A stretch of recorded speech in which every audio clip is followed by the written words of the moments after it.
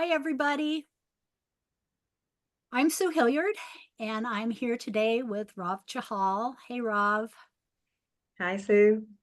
And we are doing the next episode in our Astro Coffee up close and personal interviews with your favorite and our favorite astrologers. And today, our favorite astrologer is none other than Jordyn Smith. Welcome, Jordyn. Hello, ladies. It's so good to Hi. have you here. Yes, thank you. Yeah. So, well, let's see. I guess I could start off with a little connection. Jordyn's and my connection is pretty deep. Her Pluto is right on my Mars. So her Scorpio Pluto and my Scorpio Mars tend to go kind of deep at times. Kind of. Kind of. Yeah, we're not afraid to go there. No. No, we are not. So Jordyn has been very kind to allow us to look at her chart as we talk about it and her journey with astrology. So let's move on to that. And let's start with our first question of, why don't you tell us what drew you to astrology and then along the way how it shows in your chart? Okay. Well, I was always into astrology growing up. I grew up in a very patriarchal religious family here in Oklahoma, and uh I came in asking a lot of questions, to much of my family's annoyance. um, and so I was always into astrology, always into uh, plants, homeopathy at a young age. My mom, luckily, we would like go to Barnes and Noble. My mom would like buy me homeopathy or astrology books if I was really in found one I liked. Um, but growing up and wanting a career, I didn't really see that I could have a career in astrology. And I had a child at a pretty young age. At 20, I was pregnant at 19 when Pluto transited my Uranus. Um, and so I was more into like, I need to be an adult, very Capricorn. And so I had a couple of careers. And then during my Saturn return, through a lot of intense experiences, I was really disillusioned and unhappy with life. And so what I started asking myself, this was during the time I had my second child. I started, and it was my nodal opposition as well. I started asking myself, well, what did I like whenever I was a child? Like, I'm sure I still like it. And so I started getting back into homeopathy and astrology.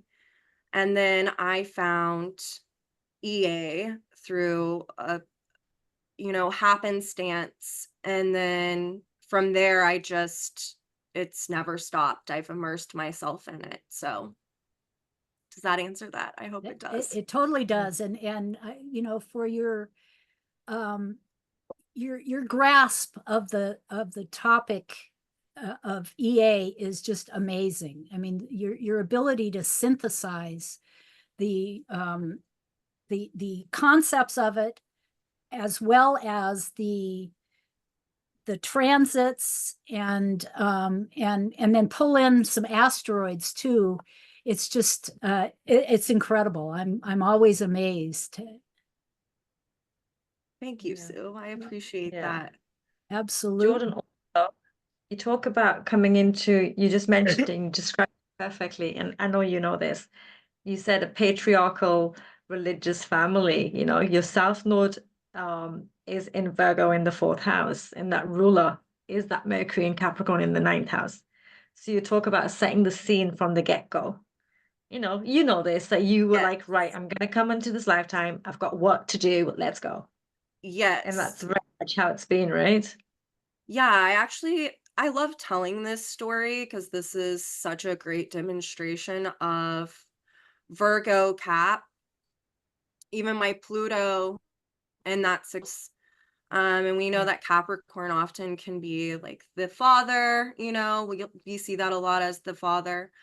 Um, but I was born into a really consensus family, and was I put myself in therapy at 12 and didn't stop. Like, that's the nature of my eighth house and my Pluto. Okay.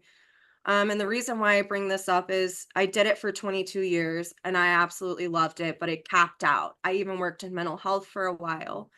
Um, but it was whenever I found DA and I heard Jeffrey Wolf Green talking about sadomasochism.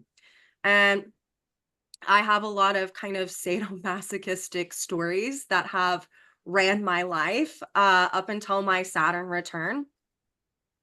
And one of the things that I want to say that I think just like makes me chuckle, this is such like my ninth house, Jupiter on my ascendant and my Venus and Sag, where I can laugh at this, is I remember learning about sadomasochism through EA. And if anyone knows about this in EA, you know that this is definitely a Virgo Pisces dynamic mixed with a Capricornian function.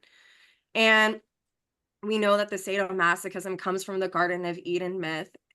And every Easter, I would go to my great uncle Walter's church, who is a pastor, and my dad would get to preach every Easter, and he preached about Genesis, which is the Garden of Eden myth. And so when I was learning about it, I was just like, you cannot make this up. Like, this is totally in my chart, like right here. Like, no wonder. Like, so going back to the conditioning we choose to come back into. And I think for me, my Mercury and my moon are in a square, and that square has definitely been a square that is about me throwing off everything and just going for it. And I think in this lifetime, I just needed to go to, private Catholic school and sit and listen to family members preach, which is such a ninth house kind of dynamic as well, the dogma. For me to be like 29-degree Libra moon, I'm tired of hearing this shit. I'm so over it, like, for me to throw it off. So I did want to point that out. Well, Jupiter retrograde is that function, isn't it? Where you will only absorb the truth. Yes. And it's like you've listened to other stories, I would say, previous incarnations coming in. That respect element comes in, right?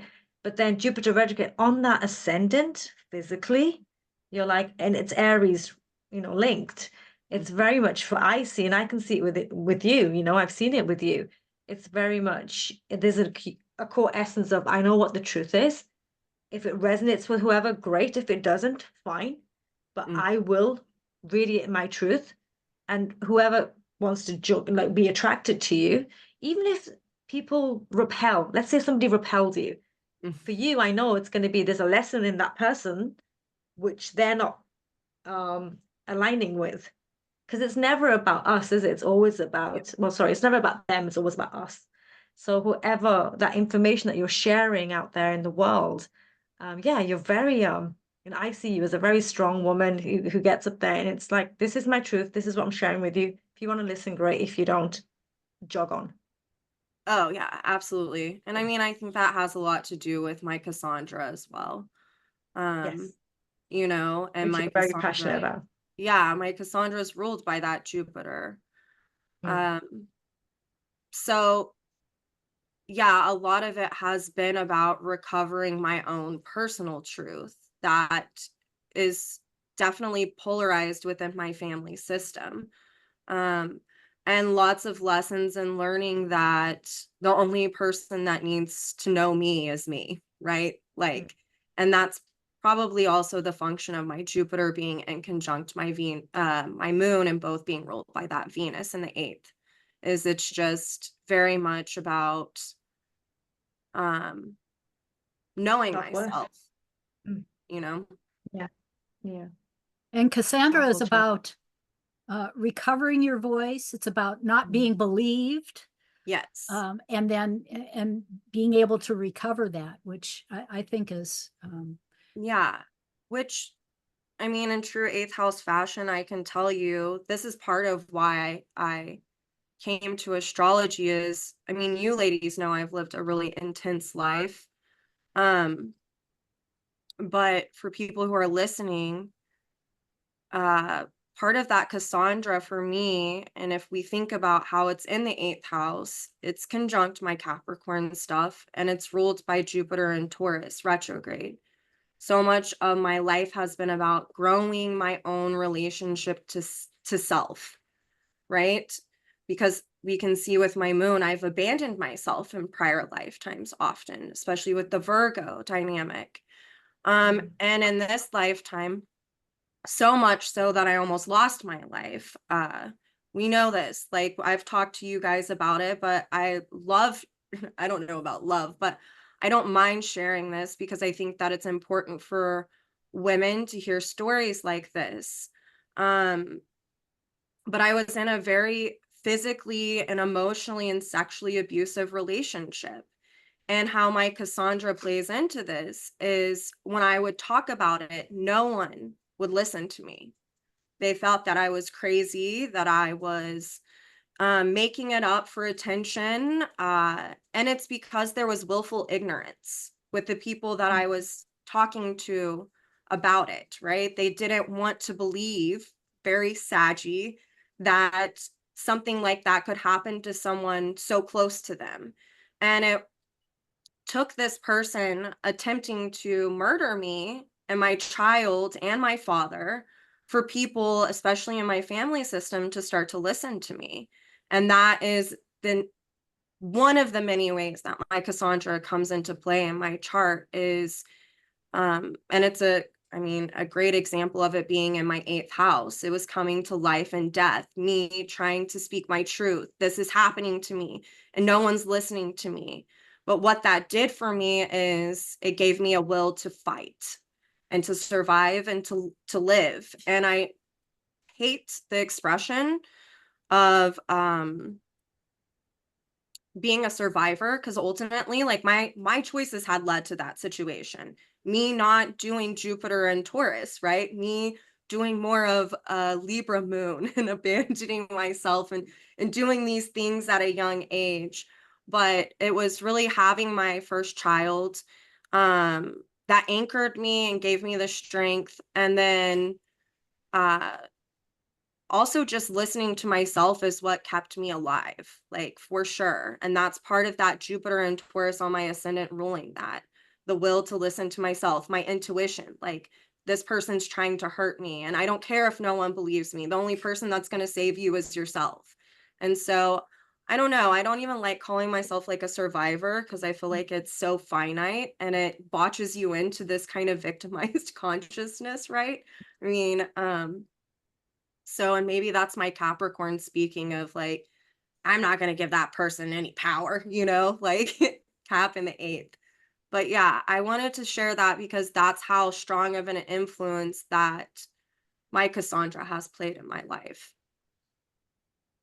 awesome. I mean, thank you for sharing that because Yeah. it is, I think, very useful for people to hear stuff like that.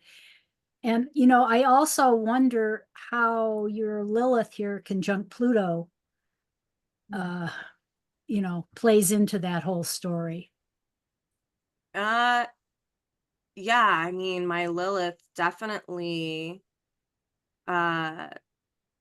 gave me the gumption to be no BS about stuff for sure. It definitely a Lilith in Scorpio is no BS. It's a fighter. I see my Lilith a lot too with people growing up. I always befriended people who weren't like no one else wanted to be friends with though. The underdog, the sixth house kind of dynamic. But yeah, I mean, my Lilith with that story, especially if we're talking about like sexual assault things, I feel like my Lilith definitely played into that for me to be a fighter, and not let something consume me, like dealing with the emotional content of it for sure, hence therapy and all of that, but also teaching me lessons about staying whole into myself, that I don't need anyone to complete me. And that whenever I've looked for it outside of myself, that it's actually gotten to me into some very precarious situations, right? So it's yeah, it's like this championing for myself, for my own self-sovereignty, I feel like. And it's not shown there, but I have Amazon there as well with, you know, my Vesta. And I think all of those goddesses have really held me throughout the dynamics that I've had to deal with in this lifetime. Because this is a lifetime of, I mean, I would love your take on this, but to me, when I look at my own chart and what rings true for me is I have totally chosen not to work on a lot of things in a lot of lifetimes, and this is my lifetime to just pull the band-aid off and to deal with it once and for all, and to not repress, right? To actually just face it head on. And so I think that's why I've had such an intense lifetime. Yeah. Yes. Well, And that jam-packed. Sorry, it's gone to. I just want to say one little thing, and then I would love to hear what you have to say, Rav. Karma, asteroid karma here, you know, on your descendant, but also in the sixth house, in Scorpio, and what was the other one you said was right here? Amazon. Oh, Amazon. Amazon. Is that also in your seventh house? It's at 25, I believe. Okay, So so it's in my sixth as well. yeah. So Yeah, I mean, definitely had a lot of intense experiences to be a catalyst for personal improvement. Like, because that much Capricorn, obviously I didn't want to deal with it for a lot of lifetimes. You know? Yeah. I was just going to add that you know, and you know this, Jordyn, you've worked with many charts and many clients. When you see an eighth house, you know, emphasis, it is, and especially Pluto in Scorpio, the Scorpio generation, I feel has come in to go, right, let's get to the bottom line. Let's purge what we need to purge, because this transformation, you know, evolution is the aim of the game. And with your eighth house emphasis there, you can see that it's about purging through all the my language, but the crap, the BS that's gone on previously, because deep down the soul knows what its true authenticity is, and it's within the divine within. Hence, you talk about the goddesses, that strong, all the goddess energy around you. And you know, it's amazing that you're working with Cassandra to bring it into the public eye more. You know, we've heard of stories and more myths to do with like fiction books, etc. But to know the true story behind Cassandra, you know, the reason why her voice was repressed and why she wasn't believed, etc. I think it's important to bring it into consciousness so people can work through it. And it's Yes. essentially how I see what you're doing is you're empowering women, but you've done it through empowering yourself first, which is so important. You know, it's, you know, you have to lead by example, and that's exactly what you're doing. Yes. Well, and I think for me, I just feel a responsibility. It's, you know, my Capricorn, the last thing I want to do is to talk about something that I haven't had the direct experience of it, and then I'm not doing it, right? It's like I want to make sure that, especially if someone, because I typically get clients who go through really heavy things or have a lot of I mean, obviously we're talking about masochism here, like the stories that I'm sharing with you all, is someone who is a deeply masochistic soul. And this has been my lifetime of purging that from within me and having to confront it, the eighth house of why am I the way that I am, you know, and then realizing like, actually, this isn't your nature. This is like conditioning from lifetimes and feeling like a bad person when you're really not a bad person, you know? So I typically get clients who are going through something like that, or who are needing to reconnect with their inner listening, which is also a Cassandra dynamic. Cassandra is so linked to Mercury and to Venus. And I typically get people who, uh, yeah, they're needing to reconnect with their intuition, their self-sovereignty, might have a lot of codependent issues, family stuff come up, or relational trauma that is just, you know, or sexual trauma. I get a lot of clients that have a lot of sexual trauma stuff. And I mean, I think that that's kind of how EA works, though, you know, is a lot of people don't know my background story necessarily, but on some level they feel like there's a soul tug, like I could share this with this person, and you know, I'm not going to be judged, or um and then looking at it through the lens of astrology, I feel like that's really, I mean, when I think of everyone who I know who practices EA,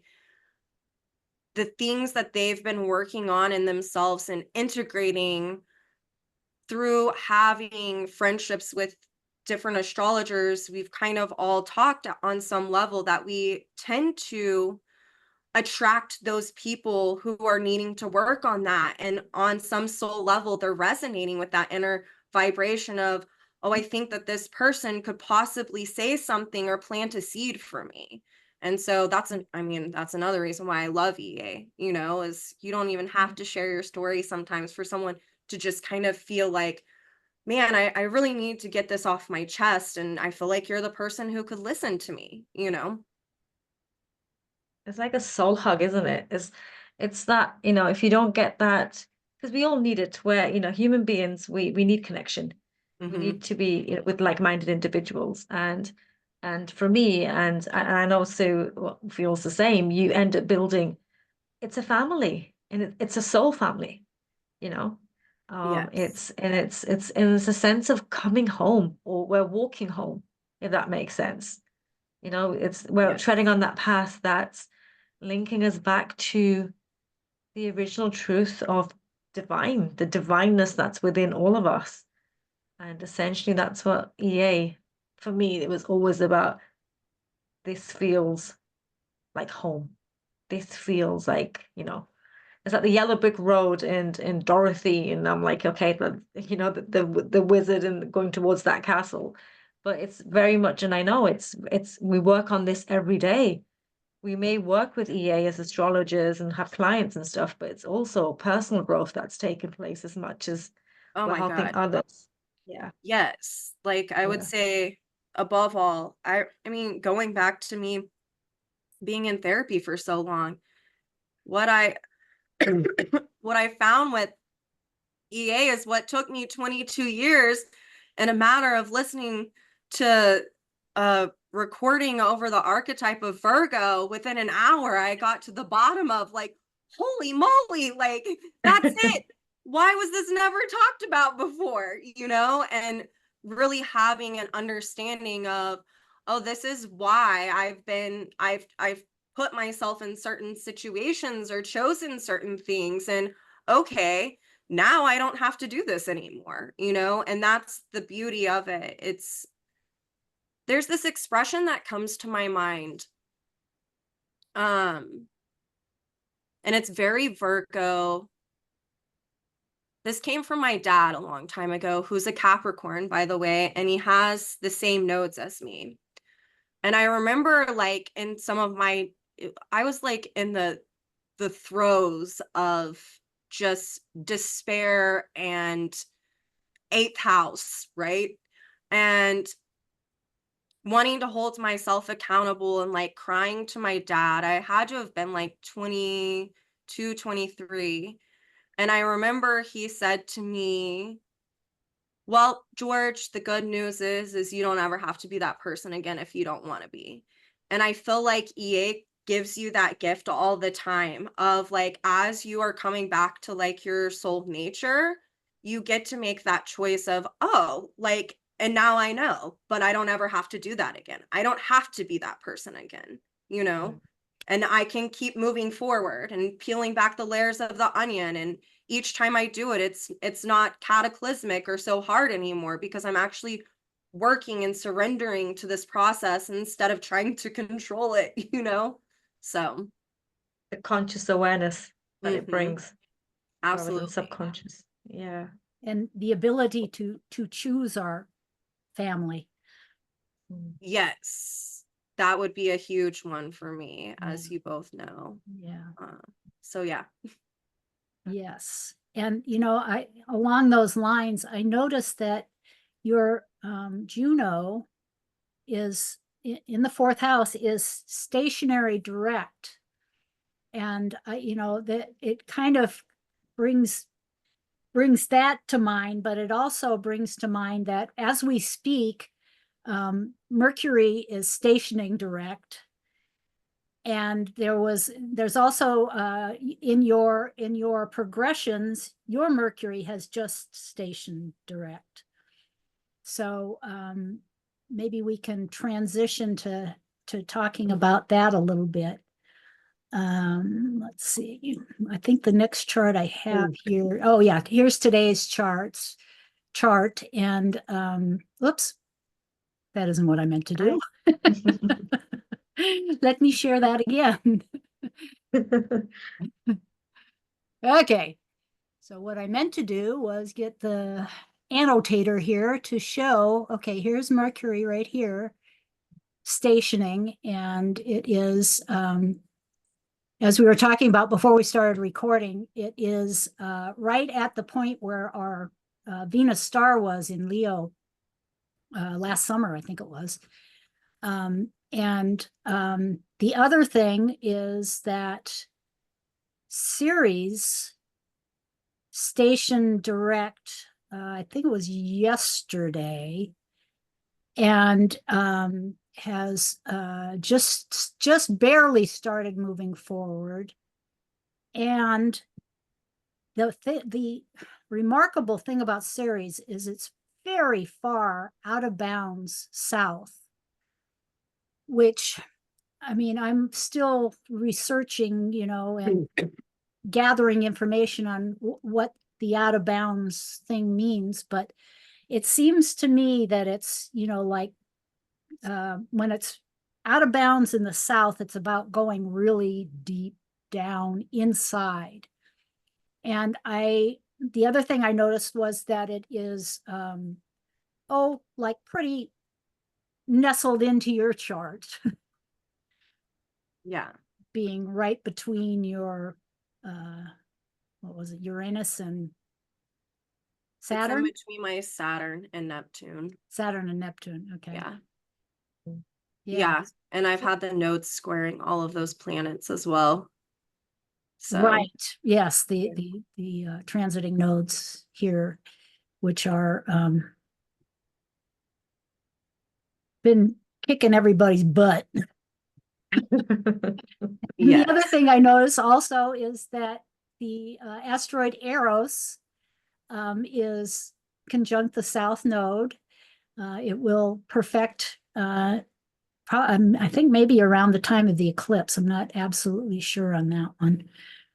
But it just seems like we're in a transition period, which I'll let you talk about, how that is in your chart. But I just wanted to, kind of preface it with what today's what's going on in today's chart. So do you guys want to talk a little bit about this, or shall we just move on to?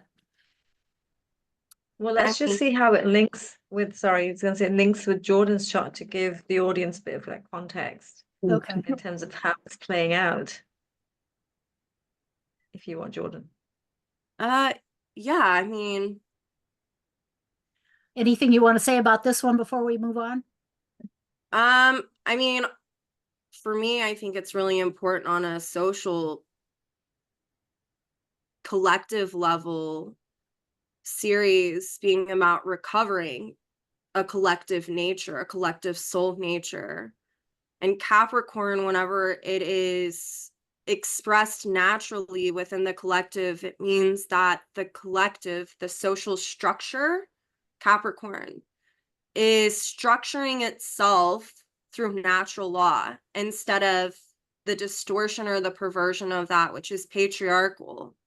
And so with Ceres squaring the nodes again, it's why we've continued to see, with that resolution being the South Node and in Libra, it's why we've seen all of the extremes or the imbalances really be highlighted of where we've strayed away from structuring society in a way that's rooted in giving, sharing, and inclusion. Libra, the natural expression, that's a natural law, where we have instead not listened, Libra, to a collective about what's going on, the hurt, the pain, the extremes, the unfairness, the unjustness that's seen.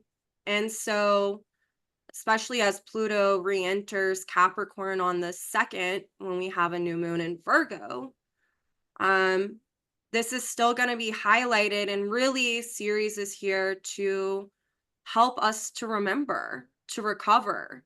How do we want to utilize what it is that we're seeing? And with Saturn and Pisces ruling that, what is the vision? What is the dream that we have within the collective to help remedy this? You know, what is the extreme that can counteract this extreme?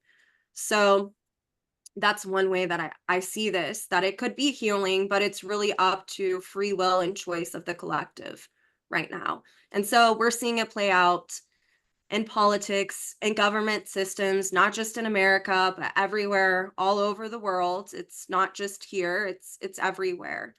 And it's because there is this need to recover a more natural way of living, meaning that we're rooted in giving, sharing, and inclusion instead of exclusion. Yeah. I love that, Jordyn. You always have such a way with words and with the transits and explaining them. And the only thing I would add is that right now the moon's in Cancer, you know, filling out that cardinal square, cardinal cross. And I think that I have felt that series. I felt it personally, but on a collective level, that we have been digging very deep in and going, you know, going back and touching on issues that have been in the collective for ever. Eons. Eons, Yeah. that was the word that came to mind here too. All right, so all right, Yeah. let's move on. And so the connection that I noticed was that this is, I don't normally look at a progress chart as a standalone chart, but this one, yours, Jordyn, seemed to be asking me to do that because not only is your Mercury has just stationed direct, you just had a new moon in Aquarius, and your progressed ascendant just moved into Cancer. Not only that, but and this was very happenstance, but the what is it, I forget, Maki is a minor planet, or she's the same in the same category as Ceres and Eris. No, Eris, maybe not Ceres, but anyway, she's the Easter Island creation goddess. And what she talks about, I mean, what her connection is with the environment and taking care of taking care of our environment.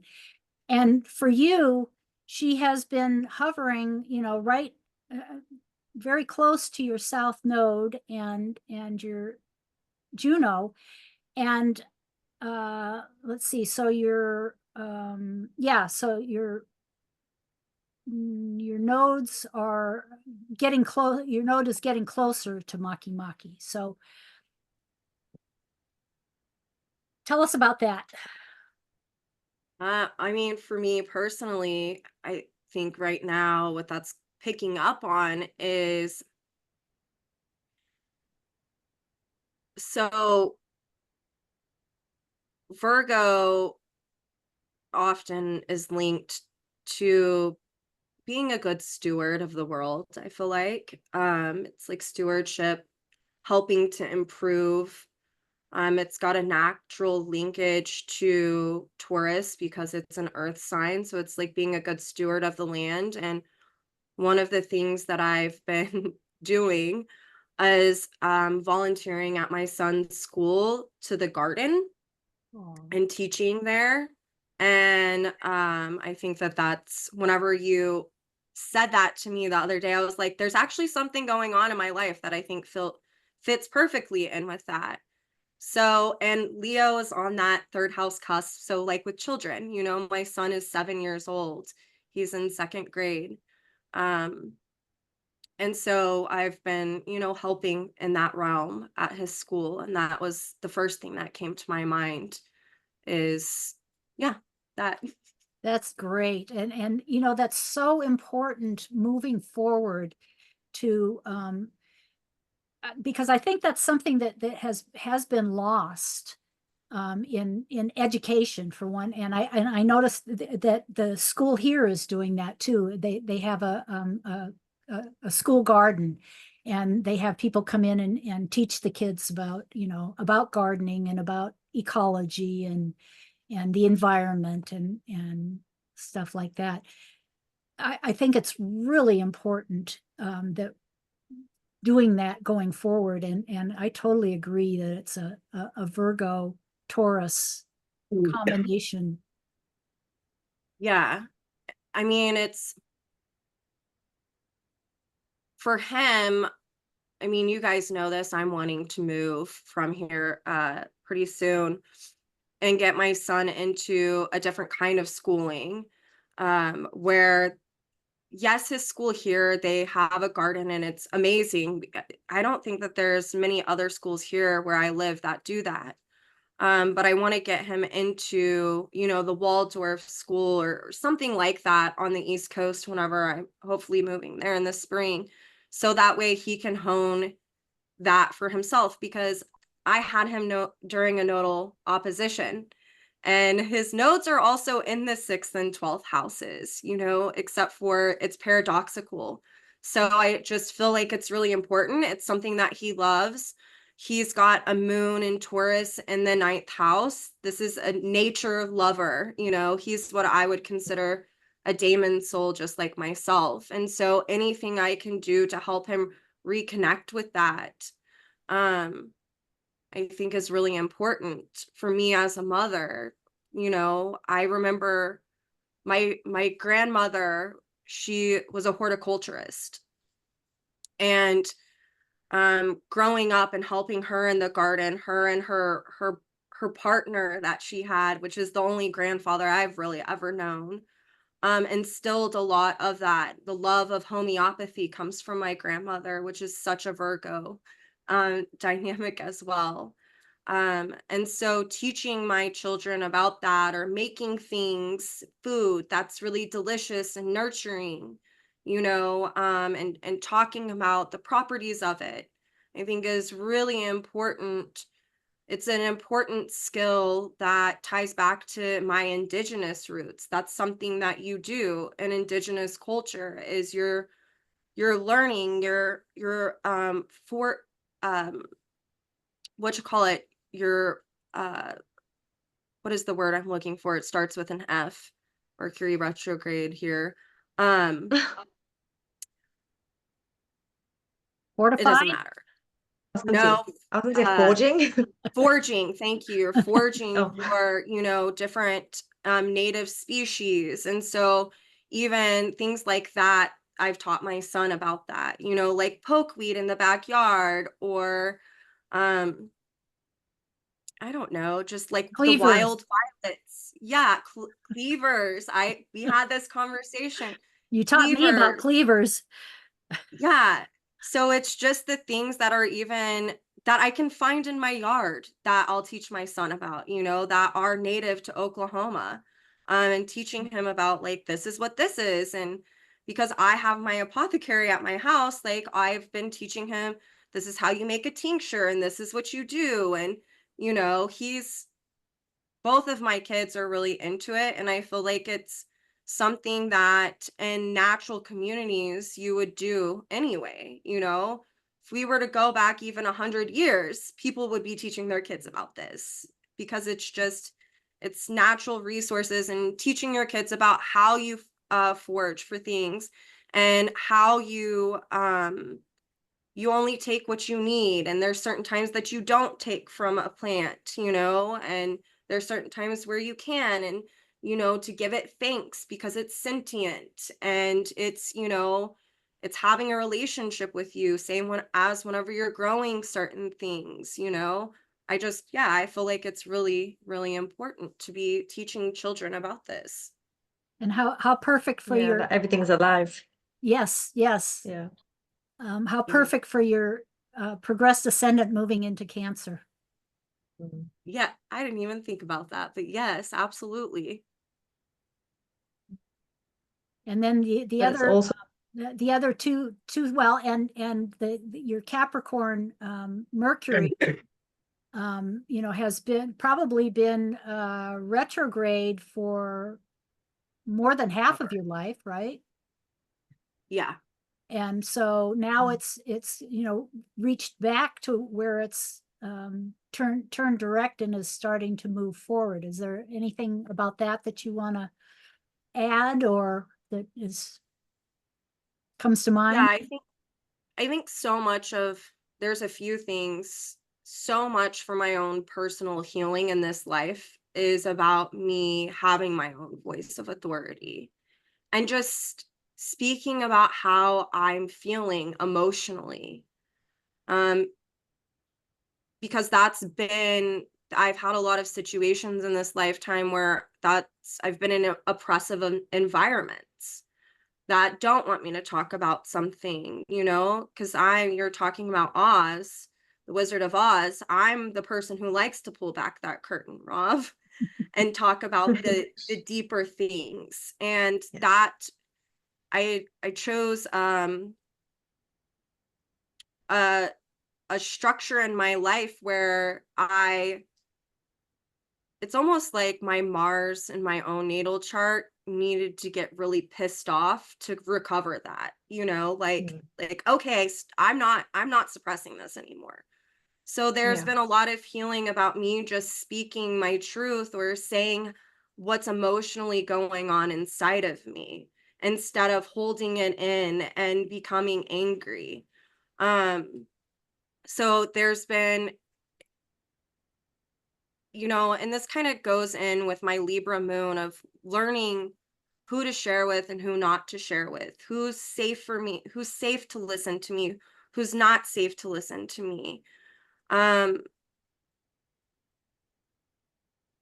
You know, also not having an expectation that if I tell someone what's going on inside of me emotionally, that they're going to change. Like, that's one of the biggest like pieces of baloney that I think we have as an expectation. And so there's been so many lessons in that Mercury retrograde for me revolving around that. I mean, if we want to think about with astrology, I think my Mercury retrograde has definitely helped. You know, that Mercury retrograde was really helping me to go within and to tap into my intuition. Sue, you talked about me synthesizing things. I think that that's part of it, you know. And then I've had a lot of things come up around my siblings. I will say that, that I'm not going to get into in case I doubt they would watch this, but in case they did, but there's been a lot that has happened with my siblings, especially whenever a Mercury retrograde cycle will occur as well. Like there was one last year on my birthday that happened. And I hadn't talked to a sibling in over 5 years, and I get a phone call. You can't really make this up. And so what it did is it gave me the opportunity um to use my voice and just to verbalize, for my own healing, what I needed to say. And yeah, that's one way that I can say that it's played out. So I am looking forward to it stationing direct for sure. Like, Well, and I might add that Pluto has been chasing it. Pluto has gone over this point too in the last few years, and at the same time squared your natal moon. So, and sat on top of my own natal Mercury. So yeah, it's right. And yes, and the other point is that your Mercury is back where it was when you were born, right? no, it was at 28. Oh, okay. So it's almost it's back. It has gone back Mm-hmm. past it and stayed there, and now it'll, once it starts moving, it's now stationary direct, which means that it's still sitting still, but Yeah, it'll start moving forward, and in the next few years we'll go back over your natal it's placement. emphasized. Yeah. And I mean, it's trining my Jupiter in this chart.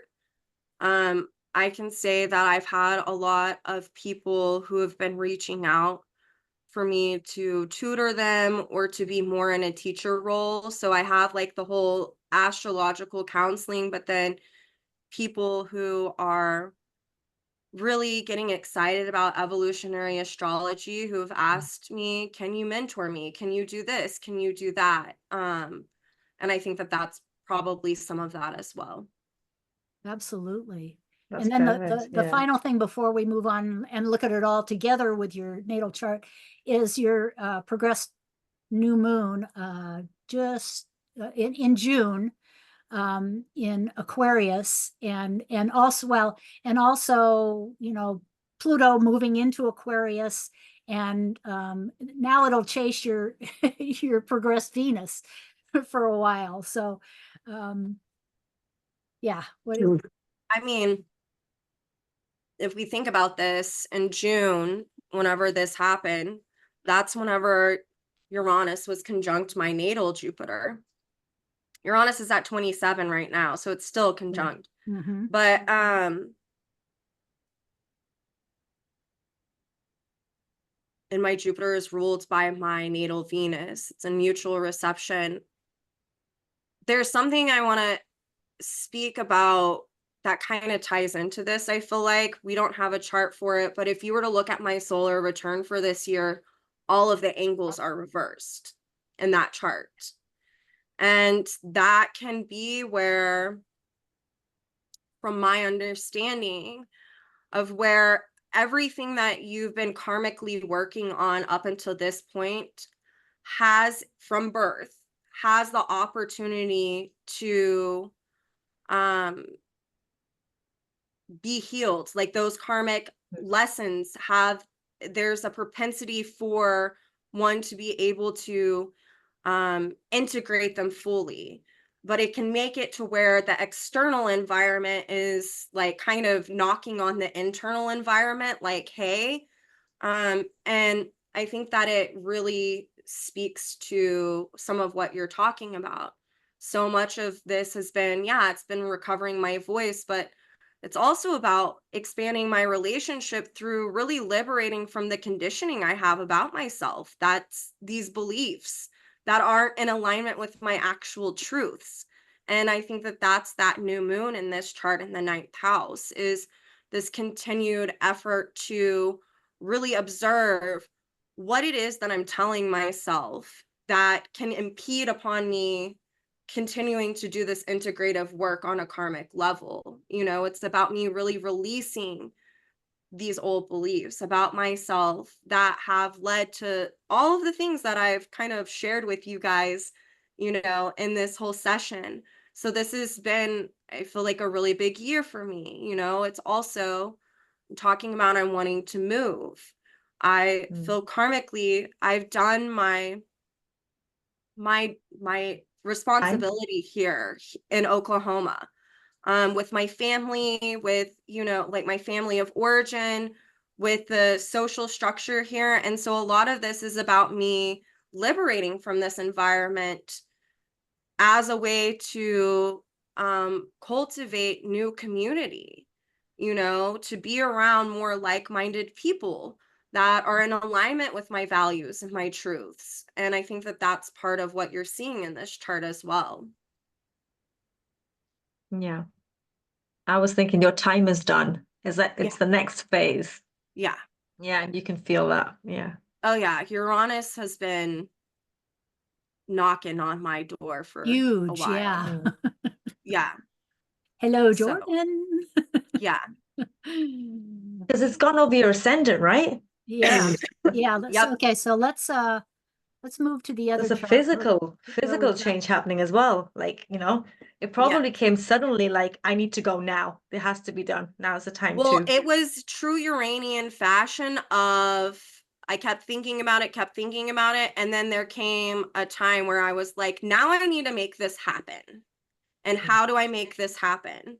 And so that's what I've been doing is following that inner guidance, that inner soul pool, that inner like whisper of, hey, now it's time.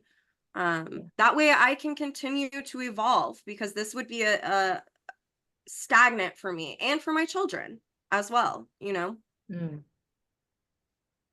Yeah, it's interesting that your son's 7, so his first Saturn square, right? So it's sort of Yes. like, right, what to do? Let's go. Yeah. Well, and here we have, you know, your friend Lilith and Pallas Athena over here opposing the Jupiter Uranus, and you know, on your Vesta too, just kind of I don't know, echoing the Libra part and the, you know, the partnership and the Which I can speak fruition. to this a little bit. I can Absolutely. speak to this a little bit, actually. So this is like, I mean, talk about a Libra moon in the 6th. Oh my God, I used to be horrendously codependent. And like, if I would get my value from like guys, oh, just kind of makes me sick to think about it now, like on a personal level, because I realize how far against my nature it is.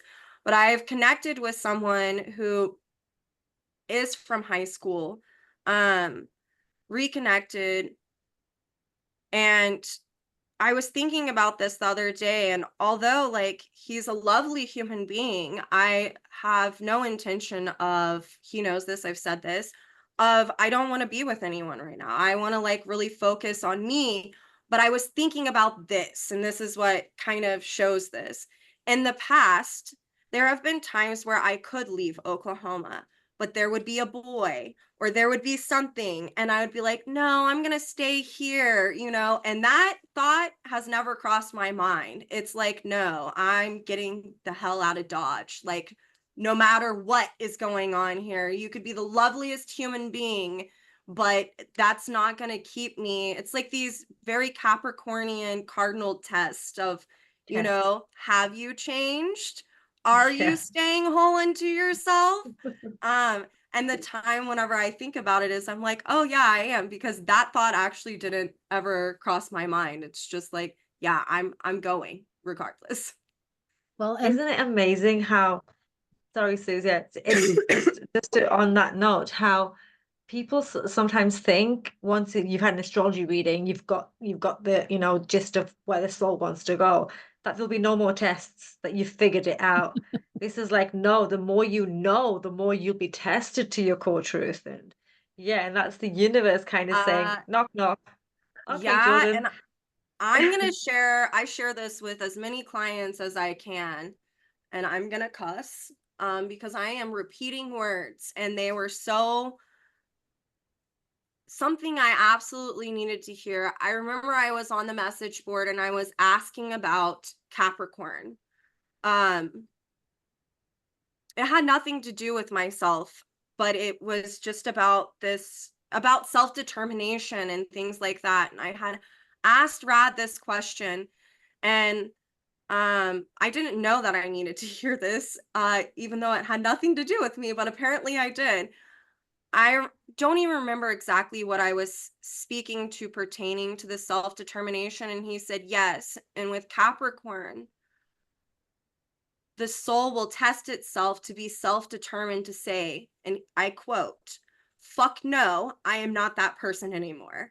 And that is, I continuously, since Pluto has been sitting on my Mercury in Cap, squaring my moon, I have had these Capricornian soul tests to say that.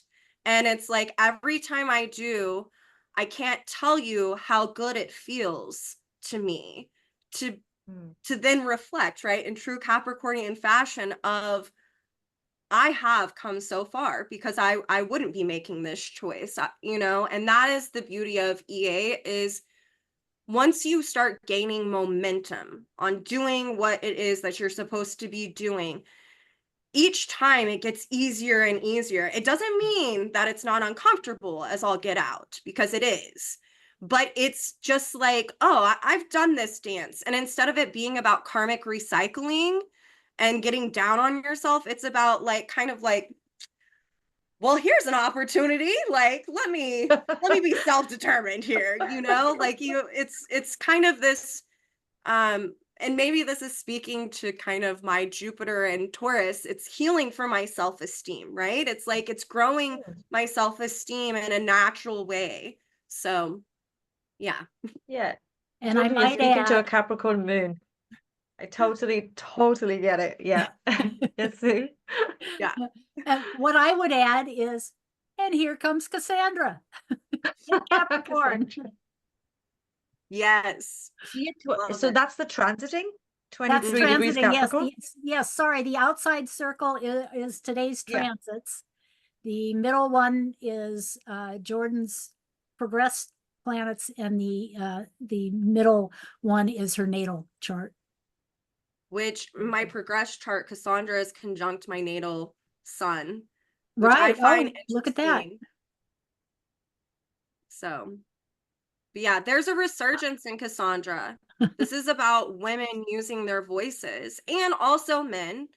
I mean, I guess I could talk about this a little bit. Like, I'm doing my lecture for the conference on Cassandra. Clearly, we can't make this up. I was asked to do this lecture. I didn't even think about doing this. This was something that Kristen and Rad were like, will you do a lecture over Cassandra? And I was like, sure. Wow. I love Cassandra. So for me, I've seen this as I've dived more and more into this archetype. Think about like the Me Too movement or these big instances. If you go back and you look at the transits of Cassandra, where women have been emboldened in the most beautiful way to speak up and to speak out about something that usually is not listened to or heard or believed. And then you look at their charts as well, you can see that this is such a powerful time for people who are, one, recovering their voice. These are things that are repeating from their prior lifetimes where they could have been persecuted or ostracized for this, right? And then we even see it with men. There's like been whistleblowers, for corporations. How's that for a Cassandra and Capricorn? You think about the whole Boeing dynamic, all of these things. So there are people who are, because it's in alignment with, this is why Cassandra, it's not just about Cassandra, it's about Mercury and Venus as well. So it's about your personal relationship to yourself. It's the inner side of Venus, and like your own, and then your inner knowledge and empowering your voice, recovering this. And so I challenge people to start following Cassandra in transit, and seeing the resurgence of, people who are recovering this dynamic, that they are being ethical. They're following their own values, the Venus part of this. You know, they're mustering all of their courage and they're being fearless. Even if their hands and their knees are shaking, they're speaking up about something that needs to be spoke. I have chills talking about it. They're speaking up about something that needs to be spoken up about. And so we can see this playing out in the collective right now. And I am really excited that I'm going to be teaching about it, if you couldn't tell. So yeah. I think it's right now. Yeah, I've just realized right now that that transit is going through, or it will be building up to my moon. So I'll be paying close attention to that. yeah. So where's that linking for you? At Uh, 23 it- degrees. It's on my descendant. And I'm not sure where she turns direct, but she's been retrograde for a while. Didn't she go into Aquarius? Yes. with Yeah, she was Pluto? actually conjunct Pluto Right. probably 4 or 5 months ago. So Okay, and then Okay. and she'll come back and do that again. And I mean, mhm. my guess is that will be maybe around the United States election. I don't know. Yeah. Yeah, Yeah. Interesting.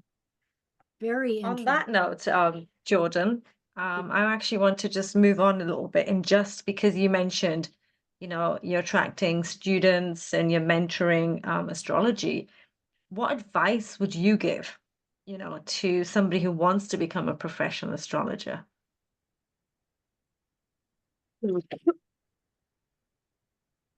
I mean, I would follow your heart. Like I was terrified of doing this, so I'm going to speak about it through my own lens. Mm. I was terrified. I had a lot of questions like, can it even be done? You know, what will people think of me? Like I have, you know, Leo on my you know, I see kind of stemming parent stuff, right?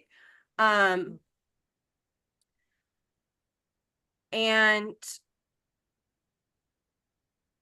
I think the other dynamic is, yeah, follow your heart and like the path will unfold for it for you to be determined. It's going to look different. Each one of us have our own personal and unique voice within this field.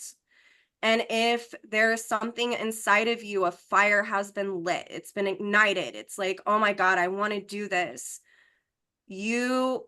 A path will unfold naturally, and you just need to keep listening to yourself as it keeps unfolding and taking it step by step, and to be self-determined, to just keep going. I mean, I remember I had a teacher and for a short time, and then I decided that I wanted to solo study, and I just immersed myself in this. And then, you know, I came out of it and I got another mentor, and that mentor told me, which I'm so grateful for, like, you just need to be doing this. And each one of those times that I reached out to someone or I did something, it's because I got like a gentle tap, like, this, go this way or go this way, because it can feel daunting. It can feel like, how the hell do you even make a career out of this? You know, especially for me, like living where I do. But I followed that inner guidance. And if it's EA, you're going to be divinely directed. How? If you just pay attention. And it's going to look different than my path. It's going to look different than your path, Rob. It's going to look different than your path, Sue. But there will be people who will help you along the way. If you get the gentle nudge to reach out or to ask, opportunities will open up, as long as you continue to have the self-determination and to also get into Virgo. Like, you're always going to be an apprentice in this. Like, my britches are never going to get too big for me. I don't know everything, you know. And I think that that's one of the reasons why I love it, because I have Jupiter on my ascendant. Whenever I was younger, I was a know-it-all a little bit, because things got really boring, you know. I'd be like, I know this, like, And so I would just off, out with the fairies, like would quit paying attention, right? Jupiter retrograde.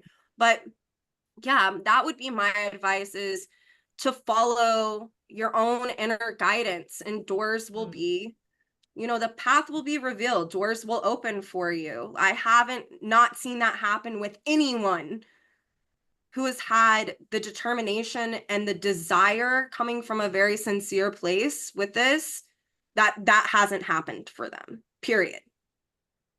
So that would be my advice. Beautiful. I agree. That- Absolutely agree. And yeah, you talk about the heart. Your fourth house is Leo. Yes. Right, Follow the heart. yes.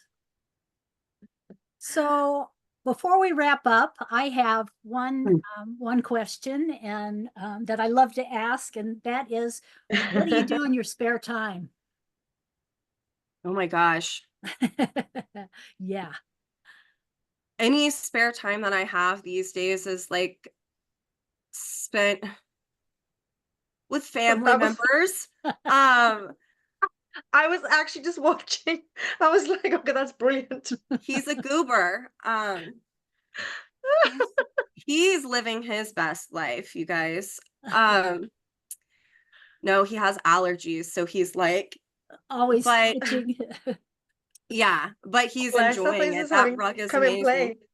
play. So in my spare time, I love cooking for my family. I love gardening, and I love making potions, is what my youngest calls them. And I love, whenever I do get to do this, I love making art. It's one of my favorite things. So Well, and Nice. you do all of them with such panache. I mean, some of the things I see you post that you cook for your family. I mean, you have this feast laid out, and yeah. So you definitely get into it.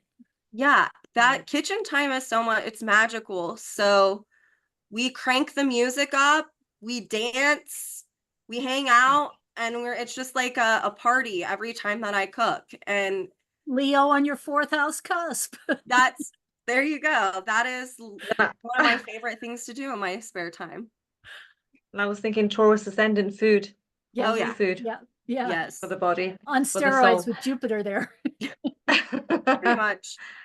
And Right, before we go, my oldest is a Taurus, and my youngest has a Taurus moon. So you can tell we all love this. nice. I love food too. It's great. Before we do wrap up closing, Jordyn, my favorite question now is, apart from astrology books, are there any other books that's inspired you in your life that you recommend that, the audience should read? It can be astrology, but if anything else has jumped out. There's a couple. Mhm. I would say Daring Greatly by Brene Brown. I got to do her workshop pre-TED Talk. On Relationship by Krishnamurti. Hmm. And then this is so my 8th house with Capricorn. A Child Called It is a really good one. So that's heartbreaking, but I agree. I read it and powerful. yes. Child Called It, yeah. And That is then, definitely your 8th house.